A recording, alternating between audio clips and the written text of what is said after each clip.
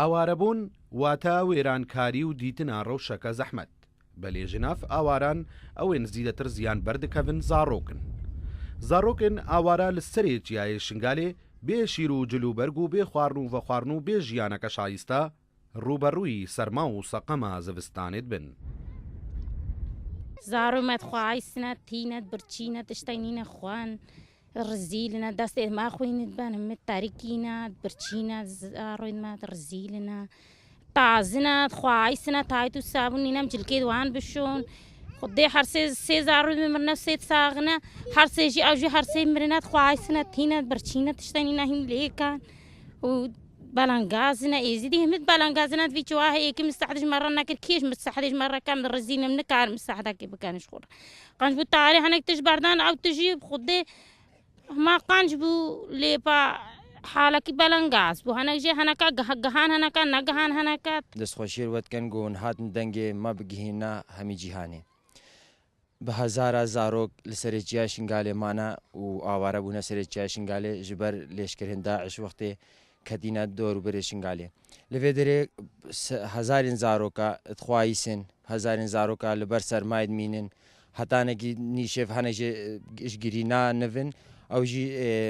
sermaya sebeba ev zivistan serme de hat heta havîn û dîşe baş bû debaret bû û rê hate girtin xwarina zaroka nema textorî li vê derê nîn heta nexweşekî zaro hebe em bigihîne wî textorî. بله ام هویه اش همی جهانت کن هر کسی که گو خو خدا وجدان دهاتینه دست خدا دینه سر وجدان خو ام هویه شوید کنم زودرین دم خو بگینه سر جایشنگاله هکا بیژن ازدی سر جایشنگاله شر داعش کن شویه که ما وناین دا ام وی زانبن ام شر داعش کن و حتی دلو بخوین لاشه ما هم شر داعش کن و هکا اود خوازن اف ازدی سر جایشنگاله ماین اگل بر داعش ساکنین او زارو که خوش سرما و برچاده بمرن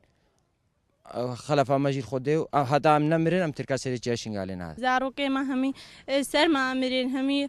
خوارنیا بخوین من ها خود دکجی منن یک جه واری چه ما خوارنیاز بخو شیره و نینا و یا دیجی برچاد گریه اونها همو رزیلن همو خواهیدن همو بقابوتن وان لایلون هذا قلق رزیلن مل بر میرن که وهابه که نایدو هابن لسری جای شنگاله دایکێکی دیار کرد کە هەر دۆ زارۆکن وێ هەتا سبەهی نانبن یەک ji birçaw êdî jî ji bê şîrî nebûna cilûberga û hatina sermayê bi tira van zarokan nexweş êxistiya nebûna derman û nojdara jî li vî çêl rojê derbasbûyî de bûye egerê 16 zarok jiyana xweş dest bidin ev zarok tinê gunehê wan ew bû کە xewnek bi jiyaneke asûdetir ve ادیتن زارۆکن ئاوارە سەرچیای شنگالێ بێ جلوبەرگ بێ گەرمیەک بێ ژوورە کە هەبێوان بخۆڤە بگرێ ڕوبەڕووی سەرما و سەقەمێ دبن ئاوارەیان لێ دەرێ و داک و بابێتوان زارۆکانژی داخوازیا وەیەکێتکن ئەف زارۆکن وانن ماینژی ژمرنێ بهێنە ڕزگارکردن و دەستێ هاریکاریا و جلوبەرگژی بگەهنەڤان زارۆکە ئەحمەد شنگالی کورتسات نیوز سەرێکیایە شنگالێ